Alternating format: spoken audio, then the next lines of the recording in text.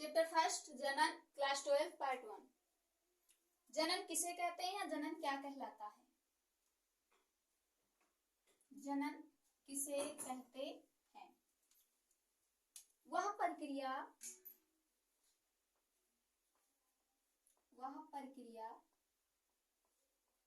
जिसमें जीव अपने समान जीव उत्पन्न करता है,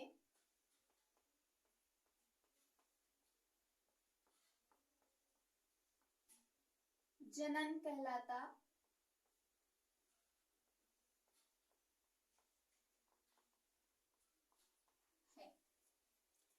जनन किसे कहते हैं? वह प्रक्रिया जिसमें जीव अपने समान जीव उत्पन्न करता है उसे जनन कहते हैं, अर्थात वह जनन कहलाता है। जनन की विधियां कितनी हैं? जनन की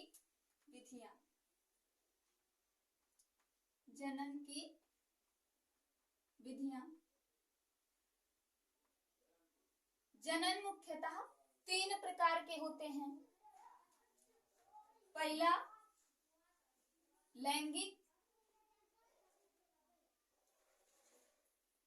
अलैंगिक,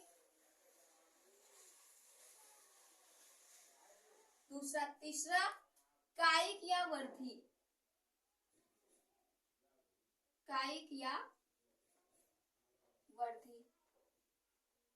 3 प्रकार के जनन होते हैं। तो पौधों में जनन की विधियां कितनी होती हैं? तो पौधों में जनन की विधियां क्या होगी? तो जनन की ये विधियां हैं, तो चाहे पौधों में करो चाहे जीवों में करो, पौधों या जीवों में जनन की विधियां, पौधों या जीवों में जनन की विधियां। पौधों या जीवों में जनन की जो विधियां हैं मुख्यतः 3 प्रकार की होती हैं। तो सबसे पहले पौधों में जनन की विधियां देखेंगे। पौधों में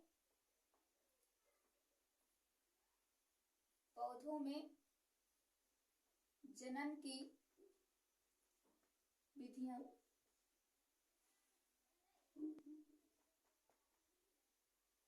पौधों में जनन की विधियां 3 प्रकार की होती हैं।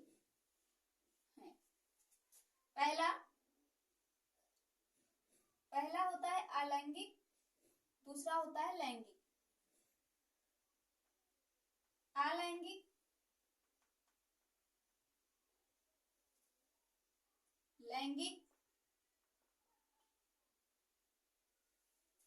जनन, लैंगिक जनन, कायिक या वर्धित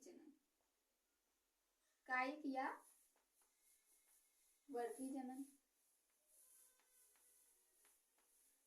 3 प्रकार के जनन होते हैं। अब बात आती है अलैंगिक जनन की, तो ये स्वयं होता है, इसका कोई प्रकार नहीं होता। लेकिन लैंगिक जनन जो है वो 5 प्रकार का होता है। लैंगिक जनन जो है वो 5 प्रकार का होता है। पहला द्विविभाजन,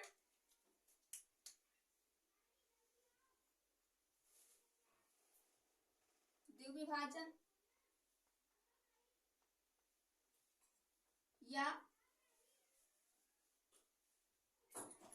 बहुविभाजन। दूसरा बीजाणु जनन, तीसरा मुकुलन,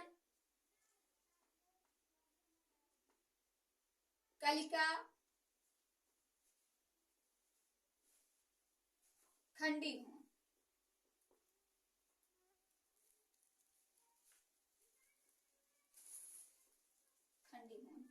इस प्रकार से लैंगिक जनन जो है वो 5 प्रकार का होता है। अब बात आती है कायिक या वर्धी जनन। तो कायिक या वर्धी जनन 2 प्रकार का होता है। कायिक या वर्धी जनन जो है ये मुख्यतः 2 प्रकार का होता है। पहला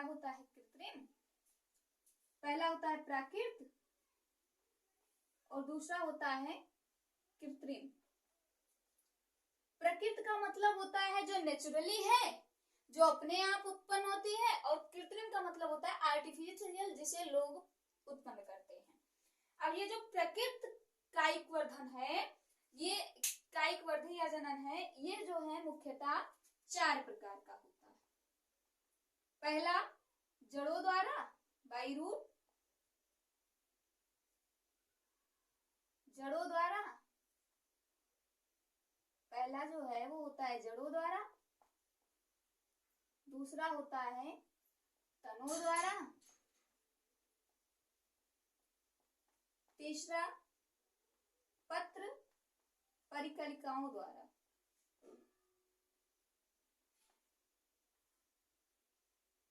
चौथा होता है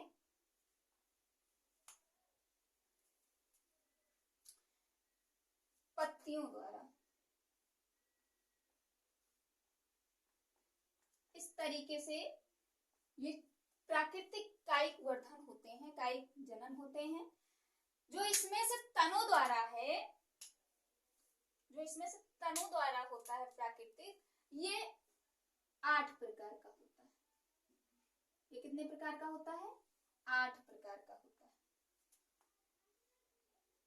पहला असकन,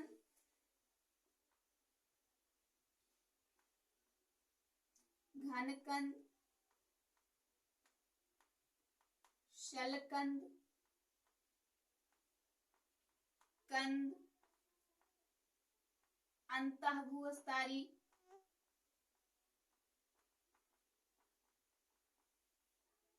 उपरिभूस्तरी,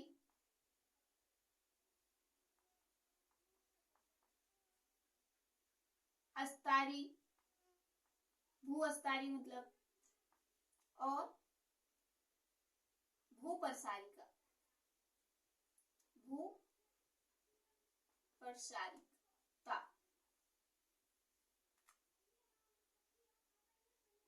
भूप्रसारिका ये जो है ये तनों द्वारा होता है।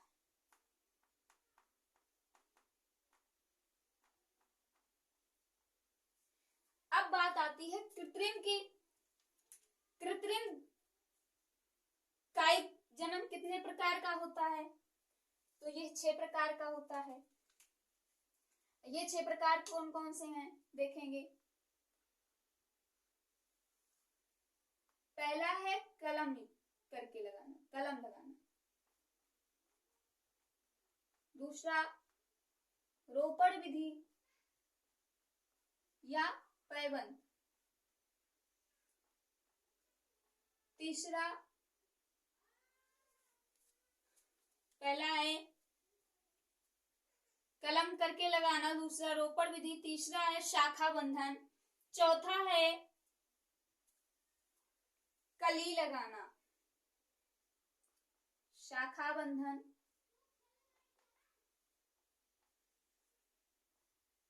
कली लगाना,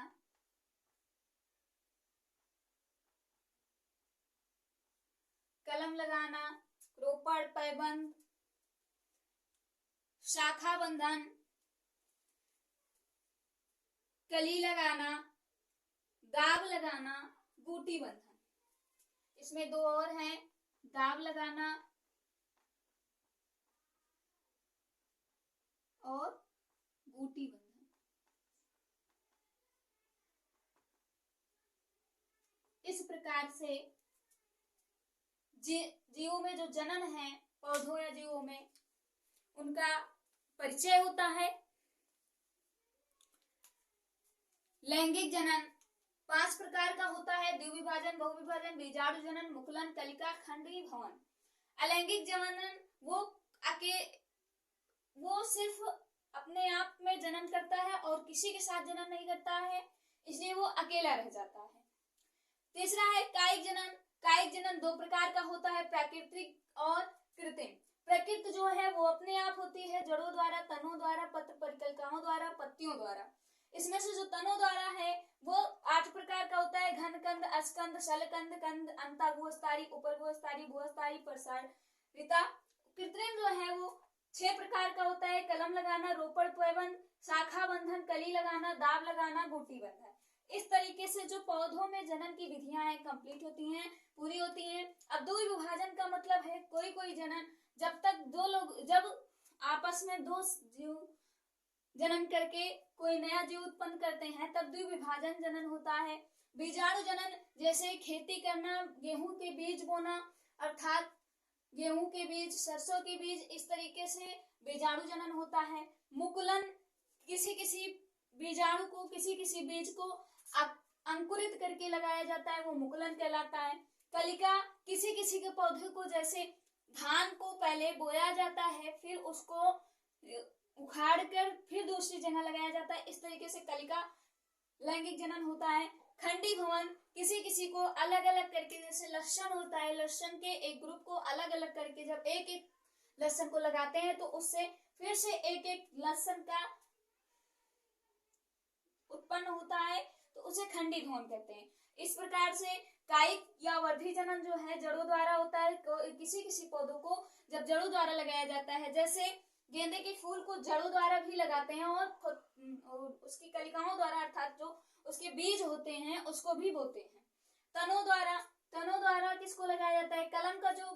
कमल का जो फूल होता है उसके अगर हम कुछ शाखाओं को कलम करके लगाते हैं तो लग जाता है। इस तरीके से तनों द्वारा कलम करके पौधों को लगाया जाता है। पत्र परिकलिकाओं द्वारा, अर्थात कुछ पौधे ऐसे होते हैं कि उनके टूट जाने पर भी उनको कलम करके अगर अलग से लगा देते हैं तो लग जाता है।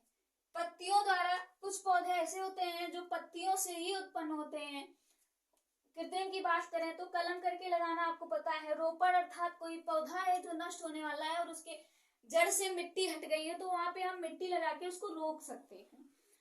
शाखा बंधन वो बंधन है जैसे कई शाखाएं होती हैं, बहुत दूर फैल जाती हैं छोटे पर से ही, तो हम उनको एक साथ बांध कर बड़ी कर देते हैं और वो थोड़े से जगह में और बहुत ऊपर तक चली जाती हैं, उनको बोलते हैं शाखा बंधन। दाव लगाना, जैसे कोई पेड़ है उसकी मिट्टी तो है लेकिन उसमें पानी नहीं रुकता, तो उसको हम क्या करते हैं, मिट्टी से थोड़ा गड्ढा करके दाव लगा देते हैं, वहां पे पानी रुकना शुरू हो जाता है। गुटी बंधन अर्थात जो पौधे छोटे पर ही नए नए शाखाओं को उत्पन्न कर देते हैं, उनकी शाखाओं को हम कट करके उनको सीधा कर देते हैं और पेड़ कैसा बन जाता है, सीधा। इस तरीके से गुटी बंधन होता है। तो आज की क्लास में